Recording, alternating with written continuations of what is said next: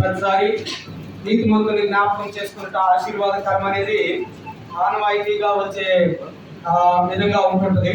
కానీ నేను ఎప్పటికప్పుడు మారుస్తూ ఉంటాను. ఈరోజు మరొక సందేశంగా హెబ్రీ పత్రిక 11వ అధ్యాయం 5వ వచనం. హెబ్రీ పత్రిక 11వ అధ్యాయం 5వ వచనం. విశ్వాసమును బట్టి హానోకు మరణము చూడకుండానట్లు కొనిపోబడెను. అతడు కొనిపోబడక మునుపు దేవునికి ఇష్టడైనని సాక్ష్యము పొందెను. కాగా దేవుడు అతన్ని కొనిపోయాను గనుక అతడు కనబడలేదు. జాగ్రత్తగా ఆలకిద్దాం ప్రియమైన దేవుని బిడ్డలారా.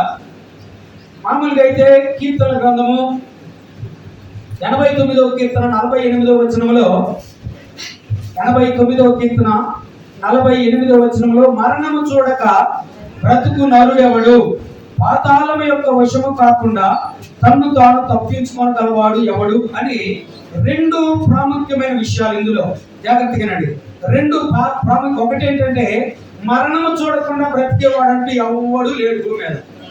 మరణము చూడకుండా శరీరధారిగా వచ్చిన దేవాతి దేవుడు యేసుక్రీస్తు ప్రభువు కూడా మరణం పొందాడు. మరణము చూడకుండా బ్రతికే వాళ్ళంటే ఎవరు లేరు. కానీ ఇక్కడ ఇంకొక మరణం ఇచ్చాడు. ఏంటంటే పాతాళ వశము కాకుండా తను తాను తప్పించుకునేవాడు ఎవడు అన్నాడు. అంటే పాతాళం అనేది ఒకటి ఉంది, దాని నుండి తప్పించుకోవాలి అనేది ఒక మార్గాన్ని ఇక్కడ మనకి ఇచ్చాడు.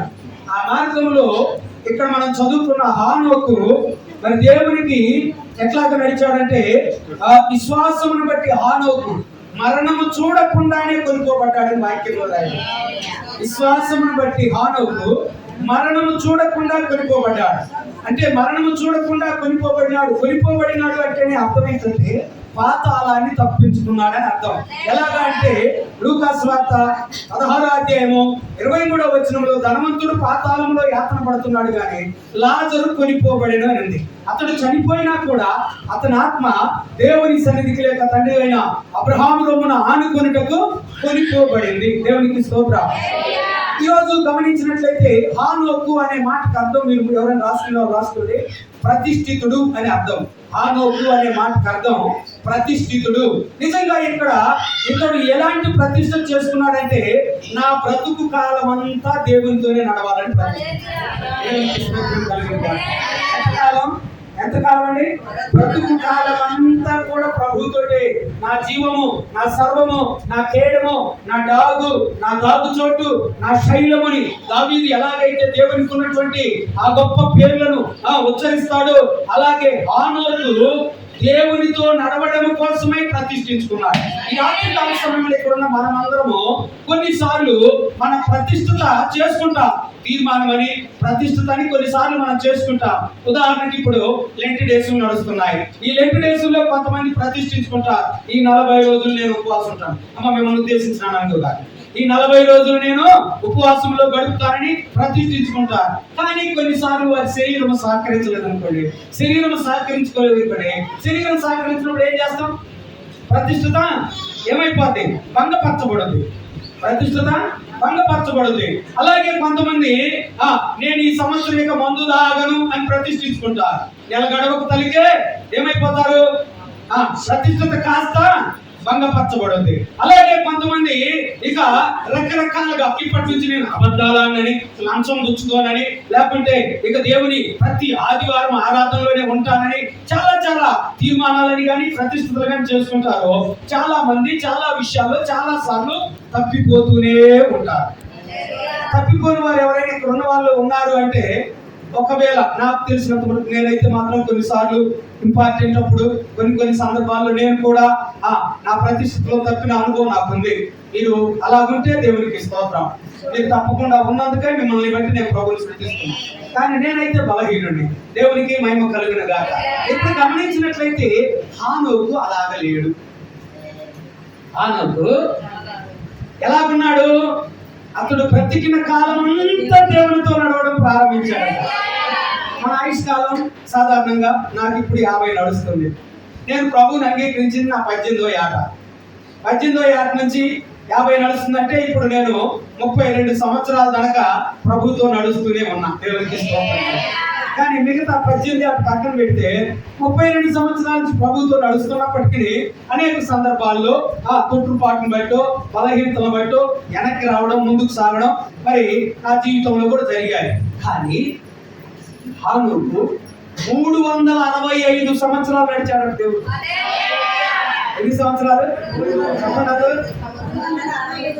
మనకు 65 గడవటం కష్టం అన్నట్టుంది ఏమండి. మన ఆయుష్కాలం 65 గడవటం కష్టంగా ఉంది. ఆయన అయితే ఎన్ని సంవత్సరాలట?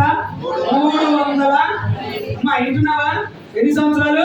365 సంవత్సరాలు దేవునితో నడిచి నడిచి నడిచి ఇక ఆయన నడక ఎంతవరకు వెళ్ళింది అంటే చివరికి దేవుడే ఒక రోజు అన్నాడట, హానోకు ప్రతిరోజు నేను సాయంత్రం కూడా మీ ఇంటికి వస్తున్నా, ఈరోజు మా ఇంటికి పోదామని చేసపోయినాడు.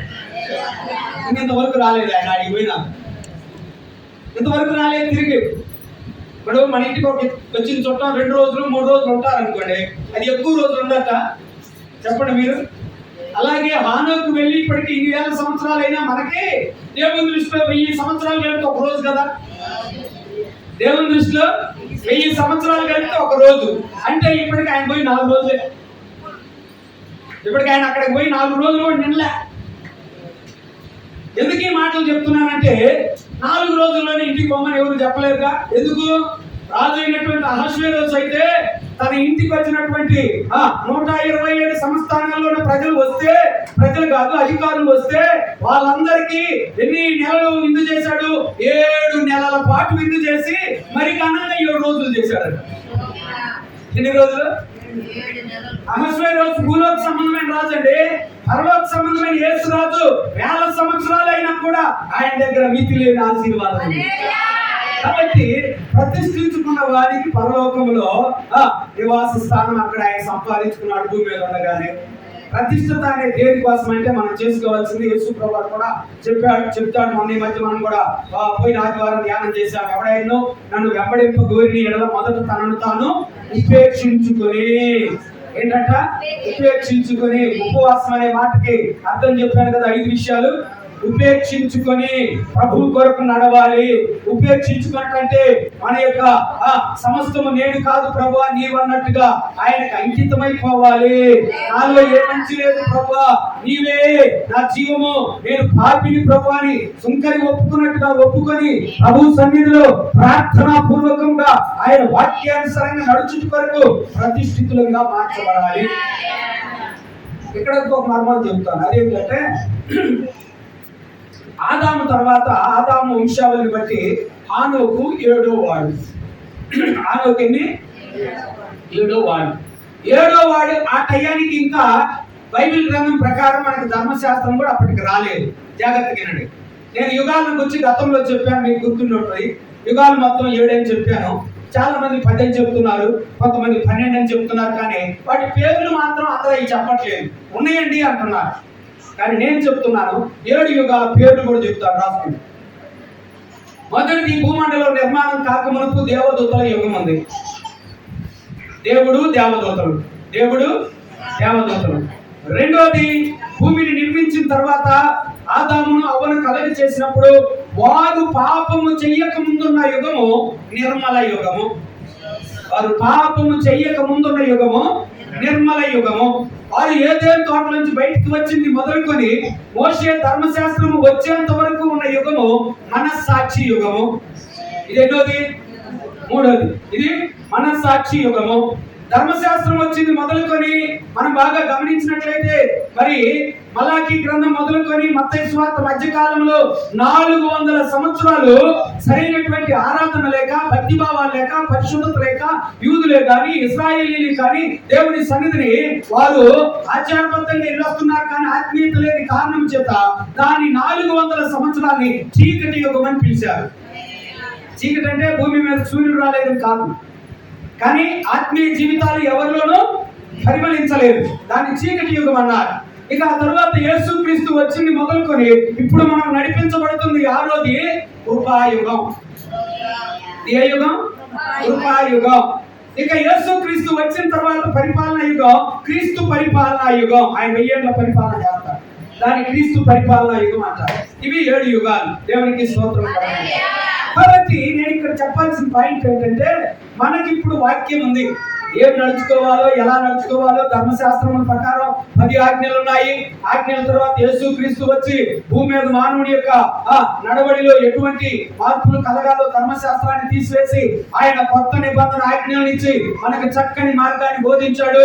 దాన్ని నేర్చుకుంటున్నాం, శాస్త్రం ప్రకారం మనం నడుచుకుంటున్నాం. మనకి ఇది ఉంది కదా, ఉంది కాబట్టి దేవునికి స్తోత్రం.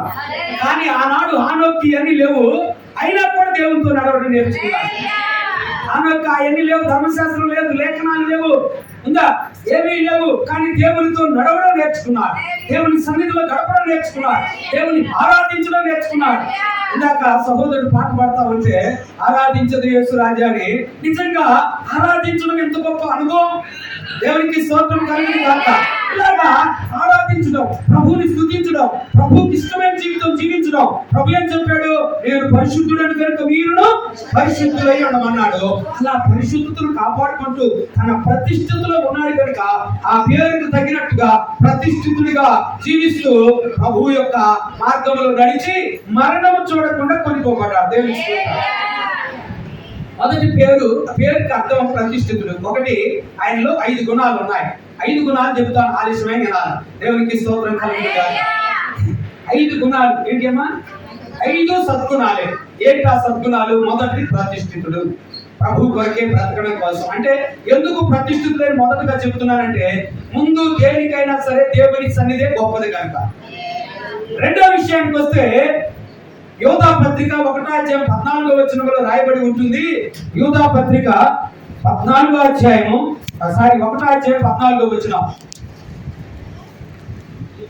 ఆదాము మొదలుకొని 7వ వాడైన హానోకు కూడా వీరిని గురించి ప్రవచించి ఇట్లనెను, ఇదిగో అందరికి తీర్పు తీర్చుటకు వారిలో భక్తిహీనులను భక్తిహీనముగా చేసిన వారి భక్తిహీన క్రియలను బట్టి గుర్చి అని రాయబడింది. ఇక్కడ మన అంశం ఏంటంటే, ఆదాము మొదలుకొని 7వ వాడైన హానోకు ప్రవచించను అని రాయబడింది. అంటే ఈయన ప్రవక్తగా ఉన్నాడు. ఇది రాసుకోండి. ఈయన ఎవరై ఉన్నాడు? హానోకు. ఆదాము మొదలుకొని, ఆదాము కూడా ప్రవక్తగానే ఉన్నాడు. ఆదాము మొదలుకొని 7వ వాడైన హానోకు వరకు ప్రవచించారు. హానోకు ఒక్కడే ప్రవచించలేదు, కానీ హానోకు వరకు వీరిని గురించి ప్రవచిస్తూ వచ్చారు. ఎవరిని గురించి? భూమి మీద భక్తిహీనుల గురించి, వారికి రాబోయే తీర్పుని గురించి, వారు పొందబోయే నాశనానికి వచ్చి. ఆనాడు ఒకవేళ జల ప్రళయం అనేది తెలియకపోయినా దేవుని ఉగ్రతను గురించి ప్రకటించుంటారు వాళ్ళు. దేవుని కోపమును గురించి, దేవుని ప్రతిదండన గురించి వాళ్ళు ప్రవచించి ఉంటారు. ఇది ప్రవచించిన ప్రవచన ప్రకారం చూస్తే హానోకు ఇలాంటి ప్రవక్తగా ఉన్నాడని మనం దేవుని యొక్క వాక్యంలో చూస్తున్నాం. రెండో విషయం ఏంటి? దేవుని యొక్క ప్రవక్త. హానోకు ఏమై ఉన్నాడు? ప్రవక్త. మూడో విషయం చెప్తున్నాను. ఆదికాండం 5వ అధ్యాయం 24వ వచనంలో, ఆదికాండం 5వ అధ్యాయం 24వ వచనంలో హానోకు దేవునితో నడిచి, అంటే ఇతడు దేవునితో నడవడానికి అలవాటు పడినవాడు. ఎవరితో నడవడానికి? ఈ రోజుల్లో ఇట్లా ఎలా ఉన్నారంటే, కేవలం దేవునితో నడవడానికి తక్కువైంది. అన్ని జనులతోటి, వక్ర జనులతోటి, దుష్ట సాంగత్యముతోటి నడకలు ఎక్కువైపోయింది. నడకలు ఎక్కువైపోయి ప్రార్థన లేదు, ఆరాధన లేదు, స్తుతి లేదు. ఏదో ఆరాధనకి ఫ్యాషన్ గా వస్తున్నారు, ఫ్యాషన్ గా వెళ్ళిపోతున్నారు. అది కాదు. ఆనాడు హానోకు దేవునితో మాత్రమే నడవడం నేర్చుకున్నాడు. ప్రియమైన దేవుని బిడ్డలారా, మార్పు చెందిన తర్వాత మన సహవాసము అపోస్తుల కార్యం 2వ అధ్యాయం 42వ వచనంలో అపోస్తుల బోధ యందు సహవాసము యందు అనేది. అపోస్తుల సహవాసమును కోరుకోవాలి, సంఘ సహవాసమును కోరుకోవాలి, పరిశుద్ధుల సహవాసమును కోరుకోవాలి. పరిశుద్ధుల సహవాసం కోరుకున్నామనుకో పరిశుద్ధమైన మాటలు మాట్లాడుకుంటారు. స్తోత్రం చెప్పండి. పనికి వాళ్ళ సహవాసం చేస్తే వాళ్ళు ఏం మాట్లాడతారు? వాళ్ళకి పరిశుద్ధమైన మాటలు రావు, వారి నీతి వాక్యాలు వాళ్ళకి లేవు, ధర్మశాస్త్రం వారికి లేదు, ఉపదేశం లేదు, క్రమం లేదు.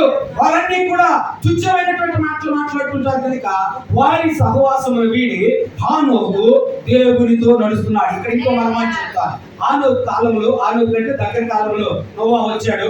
నోవాహు హానోకు కాలంలో భూమి మీద జనులంట బలత్కారంతో నిండిన వారై తినుచు, త్రాగుచు, పెండ్లాడుచు, పెళ్లికి ఇవ్వబడుచు, కొనుచు, అమ్ముచు, నారు నాటుచు, ఇండ్లు కట్టే 8 రకములైన వాళ్ళ యొక్క 9 రకములు బలత్కారులు కూడా కనుక 9 రకములైనటువంటి దుష్టత్వపు క్రియల్లో ఉన్నారు అంటే తినడం త్రాగడం అంటే ఇంట్లో మీరు అర్థం చేసుకోవాలి. మనం అందరం తింటాము. ఏం తింటాము? శ్రేష్టమైనవి, అంతేగాని అపవిత్రమైనవి తినము. దేవునికి స్తోత్రం. అవునా? దానియేలు ఏమేమి తిన్నాడు? శ్రేష్టమైనది తిన్నాడు. అపవిత్రమైనది అంటే మాంసం తింటాం అపవిత్రత అనుకోగాకండి, కానీ హేయమైనవి కొన్ని ఉన్నాయి, వాటిని తినకూడదు. దేవునికి స్తోత్రం. అలాగే త్రాగడం అంటే అందరం మంచినీళ్ళు తాగుతాం, ఏదైనా డ్రింక్స్ తాగుతాం, టీ తాగుతాం, కానీ ఇక అపవిత్రమైనటువంటి మద్యపానము, మత్తు పానీయాలు ఇలాంటివి కొన్ని ఉంటాయి. ఎక్కడ పెట్టే కొన్ని ఇంకా ఎన్నెన్నో ఉంటుంటాయి. దేవునికి స్తోత్రం కలుగును గాక. ఆ పెదాలు పుచ్చిపోయి ఉంటాయి, ఆ బొగ్గలన్నీ కూడా తెల్లగా ఇచ్చిన దేవుని పళ్ళు ఏం చేసి ఉంటారు? వీళ్ళు నల్లగా మార్చి పడేస్తారు. దేవునికి స్తోత్రం కలుగును గాక. ఇలాంటివి అపవిత్రమైన తినడం, అపవిత్రమైన తాగడం, అపవిత్రమైన నోట్లు వేసుకోవడం, అపవిత్రమైనవన్నీ కూడా వారి నోరే పెద్ద తెలిసిన సమాధి అంటారు. సమాధిని తెప్పితే వాసన వస్తుంది, మంచి వాసన వస్తుందా? పరిమళ వాసన, పరిమళ వాసన వస్తుందా? అదే ఉందండి నాన్న పడుకోవాలంటే అనిపిస్తుందండి. దుర్గంధం, చెడు వాసన, కంపు. అలాగా నేను చెప్పట్లేదు ఈ మాటలు, బైబిల్ చెప్తుంది తెలిసిన సమాధి అని. కాబట్టి అలాంటి అపవిత్రమైనవి ఆనాడు ఉన్న హానోకు తినలేదు, హానోకు తాగలేదు. నేను ఇంకొక సంగతి చెప్తున్నాను. తినుచు త్రాగుచు పెండ్లాడుచు పెళ్లికి పెళ్లి చేస్తున్నాడు. పెళ్లి ఆడడం వేరు, పెళ్లి చేసుకోవడం వేరు. జాగ్రత్త గమనించండి. పెళ్లి ఆడటాలు ఈ రోజులు ఎక్కువైపోయింది. వాళ్ళ ఇష్టాలే కానీ తల్లిదండ్రుల బాధ్యతలు కానీ కుటుంబ వ్యవహారాల్లో కానీ ఉండడం లేదు. ఈనాడు పెళ్లాడుకుంటున్నారు, ఆటలైపోయినాయి, ఒక పెళ్లి అవుతుంది. ఇలా కాకుండా చక్కగా పెళ్లి చేసుకున్న వారిగా ఉన్నాడు. దేవునికి స్తోత్రం. పెళ్లికి ఇయ్యబట్టం అంటే ఈ రోజుల్లో చైనా దేశంలో, మరి ఇక్కడ ఈ మధ్య కాలంలో కూడా చెప్తున్నారు, అవసరాలను బట్టి మార్చుకుంటుంటారంట. డబ్బు అవసరం అనుకోండి, వారిని ఎవరికైనా ఇచ్చి డబ్బు తెచ్చుకొని ఆ తర్వాత మళ్ళీ డబ్బు సమకూరిన తర్వాత అతనికి ఆ డబ్బులు ఇచ్చి తెచ్చుకుంటారు. ఇది పెళ్లికి ఇవ్వబట్టం. ఇచ్చిపుచ్చుకోవడం, పెళ్లి చేసుకున్నప్పుడు ఇచ్చిపుచ్చుకోవడం వేరు, ఈ రకంగా ఇచ్చిపుచ్చుకోవడం వేరు. ఇవి తెలుసుకోవాలి. జనాలు అంచె దినాల్లో ఉన్నాం కాబట్టి మనకి మంచి సాంప్రదాయాల దేశంలో మనం ఉన్నందుకు దేవునికి స్తోత్రం. ఆ తర్వాత మనం గమనించినట్లయితే ఇక జనాలు ప్రార్థన లేదు, ఆరాధన లేదు, కానీ ఏం చేస్తున్నారు? నారు నాటాలు, ఇండ్లు కట్టడాలు, ఇంకా ఇలాగ అనేకమైనటువంటి లౌకికమైనటువంటి వాటి మీద దృష్టి పెట్టి పరిశుద్ధమైన వాటిని కానీ పరిశుద్ధమైన దేవుని సన్నిధిని కానీ ఆశ్రయించని వారై ఉన్నారు. అటువంటి ప్రజల మధ్య హానోకు ఏమై ఉంటున్నాడంటే దేవునితోటే నడవడం నేర్చుకున్నాడు. అటువంటి ప్రజల మధ్య ఇప్పుడు మనం చూసే సమాజం కూడా యేసు ప్రభువు చెప్పాడు. మత్తయి సువార్త 24:37 నుండి 44 వరకు చదివితే అక్కడ యేసయ్య చెప్పిన మాట ప్రకారం మనం ఈ రోజుల్లో చూస్తున్నాం. ఇవన్నీ కనబడుతున్నాయి. దేవుని బిడ్డలు జాగ్రత్తగా ఉండాలి, దేవుని బిడ్డలు ప్రార్థనా పరులుగా ఉండాలి, హానోకును మాదిరికరంగా తీసుకోవాలి. హానోకులో కూడా ఏదైనా బలహీనత కనబడొచ్చేమో, కానీ హెబ్రీ పత్రిక 12:2 చెప్తుంది, విశ్వాసమునకు కర్తయు దాన్ని కొనసాగించువాడైన యేసు వైపు చూడమంటుంది. దేవునికి స్తోత్రం. కాబట్టి ఆయన వైపు చూసి మన నడకలు ప్రారంభించాలి. ఆయన వైపు చూసి మన నడకలు ఏం చేయాలి? గుంటి భిక్షగాడు శృంగారం దేవాలయం దగ్గర పడి ఉన్నాడు. బాగుపడి లేచిన తర్వాత ఏం చేశాడు? లేచి నడుచుచు గెంతుచు దేవాలయంలోకి వెళ్ళాడు. వెళ్ళలేదు, లేకుంటే బజార్కి వెళ్ళలేదు, ఇంకో చోటుకి వెళ్ళలేదు. ఆ కుష్ఠరోగులు అయితే యేసు ప్రభువు బాగుంటే ఒక్కడే యేసయ్య కాడికి వచ్చాడు, కానీ 9 ఏమైపోయారు? లోకంలోకి వెళ్ళిపోయారు. అలాగా కాకుండా ఈ గుంటి భిక్షగాడు ప్రభుతో ఇరుకో పట్టణం దగ్గర కూర్చున్న గుడ్డి భిక్షగాడు స్వస్థత పొందిన తర్వాత ఆయన వెంట వెళ్ళారు అని రాయబడింది. అలాగా ఆయనతో కలిసి నడవడం నేర్చుకోవాలి. ఎన్నోది? 3వది. 4వది ఆదికాండం 5:22. ఆదికాండం 5:22. హానోకు మెతూషెలని కనిన తర్వాత 300 ఏళ్ళు దేవునితో నడుచుచు కుమారులను కుమార్తెలను కనినంటే మంచి కుటుంబ వ్యవస్థ కలిగిన వాడిగా ఉన్నాడు. మంచి కుటుంబ వ్యవస్థ. కుమారులు ఉన్నారు, కుమార్తెలు ఉన్నారు. ఈ రోజుల్లో చాలా మంది ఏం చేస్తారు? కాదండి నేను వెళ్దామంటే ఆ కొడుకు ఆట మాత్రంలో, ఈ కొడుకు ఆట మాత్రంలో, లేకపోతే చిన్న పిల్లలు. ఈ రోజుల్లో ఎక్కువ విశ్వాసులు చిన్న పిల్లలను బట్టి దేవుని సన్నిధికి దూరమై ఆ తర్వాత బద్దగస్తులు అయిపోతాం. ఎవరికైనా పాపం అయితే దేవుడికి స్తోత్రం, ఉపవాసం ఉంటారు. చిన్న పిల్లలు ఏం చేస్తారు?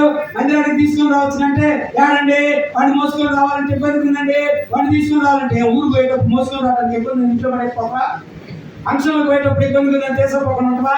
కానీ మందిరానికి వచ్చేటప్పుడు ఏమవుతుంది? అది రాగానే నిద్రపోతుందండి, తిరిగి తీసుకుపోయేటప్పుడు మొయ్యాల్సి వస్తుందండి.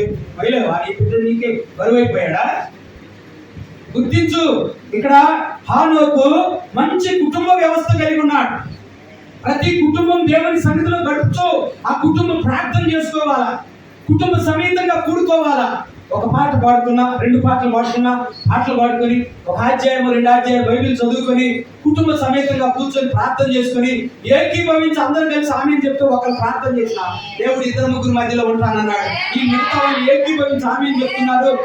ఒకరు ప్రార్థన చేస్తున్నారు కనుక ఆ ప్రార్థన విని మీలో తండ్రి అయిన వారి దగ్గర కుమారుడు వచ్చి, నాయనా నాకు ఒక రొట్టెనియమంటే రాతినిచ్చునా, నాయనా నాకు ఒక గుడ్డునియమంటే తేలునిచ్చునా, మీరు చెడ్డవారయ్యుండి మీ పిల్లలకు మంచి ఈవులు ఎరిగి ఉండగా మీ పరలోకపు తండ్రి మరి శ్రేష్టమైన ఇస్తాడని వాక్యం. కుటుంబ సమేతంగా కూడుకొని ప్రార్థన చేస్తే శ్రేష్టమైన ఈవులు ఇస్తాడు దేవుడు. అది పొందుకున్నాడు హానోకు. అందుకని మంచి కుటుంబ వ్యవస్థ కలిగిన వాడిగా ఉంటున్నాడు హానోకు. ఐదోది మనం గమనించినట్లయితే ప్రియమైన దేవుని బిడ్డలారా, హెబ్రీ పత్రిక 11:5లో మరణము చూడకుండా కొనిపోబడెను, అతడు కొనిపోబడక మునుపు దేవునికి ఇష్టడయ్యుడనని సాక్ష్యం పొందెను. అతనికి మంచి సాక్ష్యం ఉంది. ఏంటా సాక్ష్యం? దేవునికి ఇష్టడు. మనకే సాక్ష్యం ఉందో మనమే పరిశీలన చేసుకోవాలి. లోకంలో ఉన్నప్పుడు యేసయ్య తన గురించి ఒకసారి ప్రశ్న వేశాడు, ఎందుకు నన్ను గురించి ఏమనుకుంటున్నారు అని. మత్తయి సువార్త 20 అధ్యాయం 13వ వచనంలో, 16 అధ్యాయం 13వ వచనం, మత్తయి సువార్త 16:13లో జనులు నన్ను గురించి ఏమనుకుంటున్నారు అన్నాడు. అనగానే కొందరు ఏమనుకున్నారు? బాప్తిస్మిచ్చి యోహానని కొందరు, ఏలియా అని కొందరు, ఇర్మియా అని కొందరు, ప్రవక్తల్లో ఒకడవని చెప్పుకుంటున్నారని చెప్పారు. అవునా అని యేసయ్య అక్కడికి ఆగిపోలే.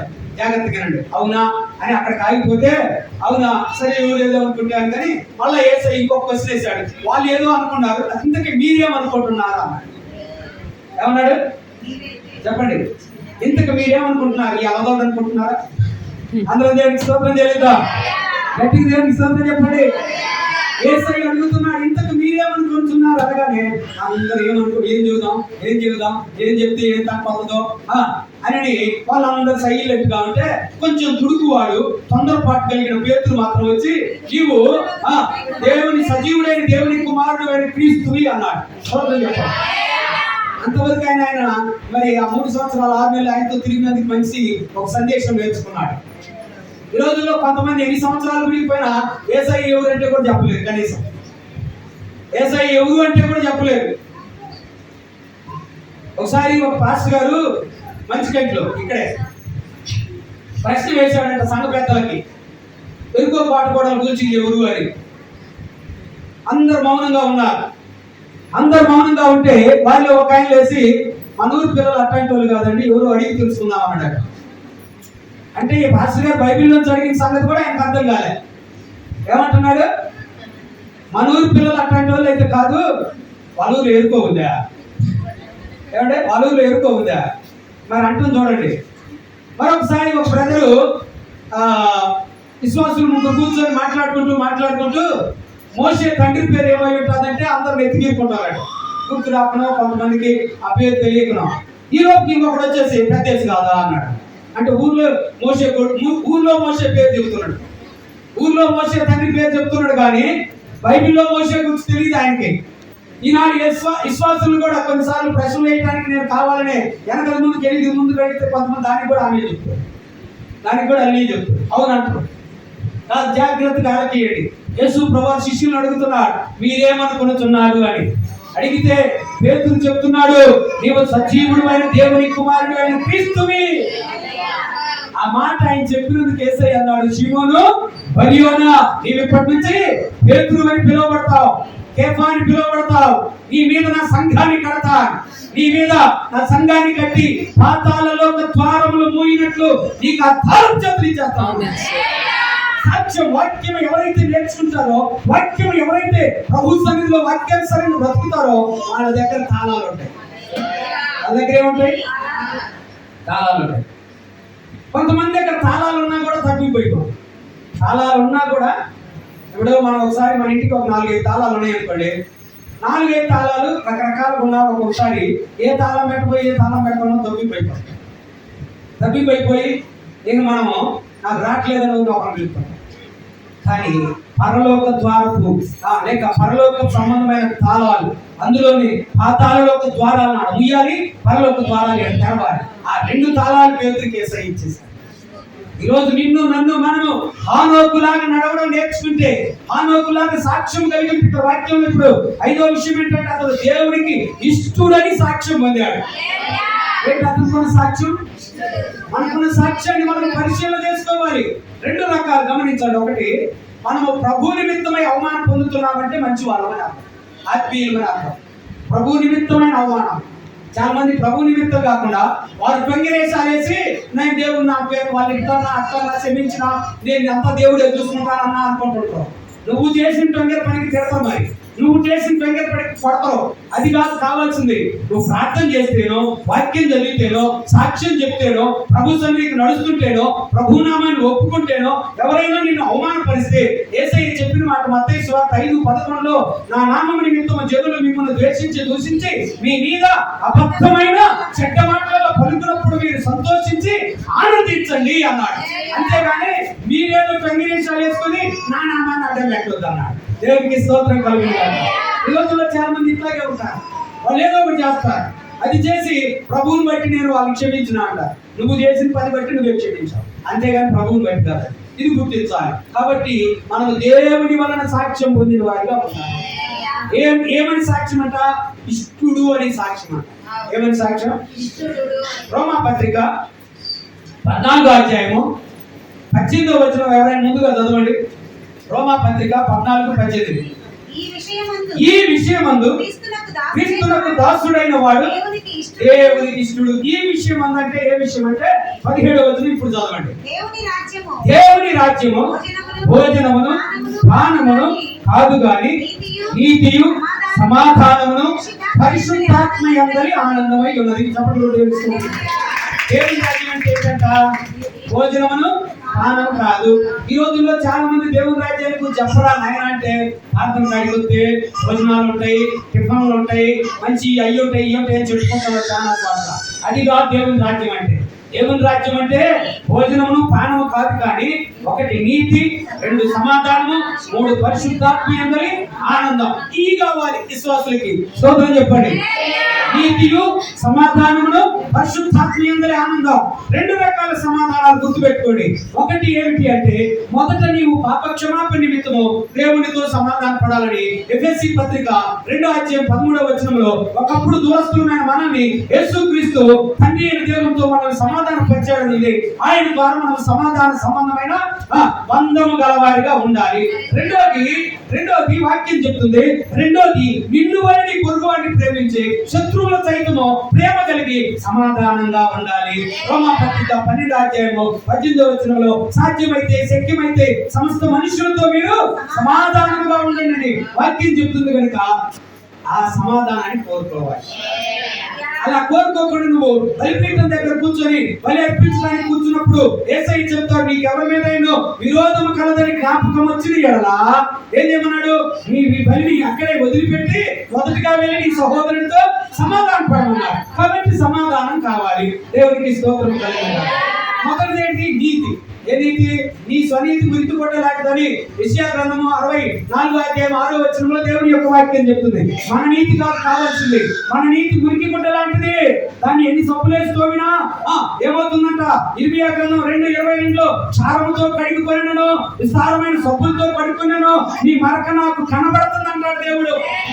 ఎందుకంటే ఇది బట్టల కంటిన డిటర్జెంట్ పిల్లలతో పోయే మురికి కాదు. ఇది లోపల ఉంది. పైన ఎంత దూరం చెక్కపోతే ఎక్కడుంది? లోపల ఎక్కడుంది? హృదయం. అందుకనే ఇర్మియా గ్రంథం 17:9లో హృదయం అన్నిటికన్నా మోసకరమైనది, అది ఘోరమైన వ్యాధి కలిగినది. యెషయా గ్రంథం 1:4-5లో అరికాలు మొదలుకొని నడినెత్తు వరకు పాకింది. ఎక్కడి నుంచి ఎక్కడ దాకా పాకింది? అరికాలు మొదలుకొని నడినెత్తు వరకు పాకింది. ఈ వ్యాధి, ఈ మరక పోవాలి అంటే నువ్వు యేసు రక్తములో కడగబడాలి. అప్పుడే ఉచితంగా నీతిమంతులుగా తీర్చబడతామని రోమాపత్రిక 3:23-24 వచనాల్లో ఏ భేదము లేదు. అందరూ పాపము చేసి దేవుడు అనుగ్రహించిన మహిమను నమ్మువారు ఉచితంగా నీతిమంతులుగా తీర్చబడుతున్నారు. ఆనాడు యేసుక్రీస్తు లేనప్పటికీ అబ్రహాము దేవుని నమ్మెను, అది అతనికి నీతిగా ఎంచబడెను. అందుకని సామెతల గ్రంథం 10:7 వాక్యం చెబుతుంది, నీతిమంతుని జ్ఞాపకం చేసుకుంటా ఆశీర్వాదకరము. ఇప్పుడు ఈ రోజు మనం లక్ష్మి జ్ఞాపకం చేసుకోవడం ఎందుకు ఆశీర్వాదకరం అంటే ఆమె యేసుక్రీస్తు రక్తంలో కడగబడింది. అంతేగాని వ్యసనాలకు బానిసలైనోడు కూడా ఒక్కొక్కసారి వాళ్ళు నాన్న క్రైస్తవుల ఫోటో పెట్టి మా అయ్య వచ్చిన రోజుని జ్ఞాపకార్థ ఫోటో పెడతాడు. ఒకసారి నాకు అలాగే ఒక బ్రదర్ పేరు చనిపోయిన ఆయన పేరు మోషే, ఆర్మూల మోషే. ఆయన జ్ఞాపకార్థ ఫోటోలో 13 మంది పాస్టర్లు వచ్చారు. అందరు గ్రీటింగ్స్ లాగా చెప్తూ ఇప్పుడు మోషే దేవుని రాజ్యంలో ఉన్నాడు, ఇప్పుడు మోషే దేవుని రాజ్యంలో ఉన్నాడని చెప్తా ఉంటే నేను అన్నాను ఖచ్చితంగా ఉండడు అని. ఎందుకంటే ఆయన ఒకరోజు చర్చికి వచ్చినోడు కాదు, ఒకరోజు మందిరంలో ప్రార్థన చేసినోడు కాదు, తాను మార్చుకున్నాడు కాదు, లోక వ్యసనాలన్నీ అనుకున్నాయి. అలాంటి వాడే దేవుని రాజ్యం పోతే ఇక లోకంలో ఈ మందిరాలు ఎందుకు, ఈ ఆరాధనలు ఎందుకు, ఈ భక్తి ఎందుకు? మనం అందరం పోతాం. ఆయన పోయినప్పుడు మనం పోలేమా అని గట్టిగా చెప్పారు. అప్పుడు అందరూ నిజమే పాస్టర్ గారు మోమాటం లేకుండా చెప్పావు, అటు చెప్తే ఏమనుకుంటున్నావు, నేను ఎట్లా చెప్పినావా, అట్లా చెప్పి మోసం చేయగలరు. దేవునికి స్తోత్రం కలుగును గాక. కాబట్టి ఎవరు పడితే వాళ్ళు దేవుని రాజ్యంలో చేరరు. ఆయన అమూల్యమైన రక్తంలో కడగబడి ఆనోకు వలె అంతవరకు ఆయనతో నడిచిన వాళ్ళు అంతంత వరకు నడిచే వాళ్ళు కాదు, అంతవరకు నడిచేవాళ్ళు. చాలా మంది ఈ రోజులు అంతంత వరకు నడుతుంటారు. అట్లా కాదు, అంతవరకు ఆయనతో నడవాలి. దేవునికి స్తోత్రం.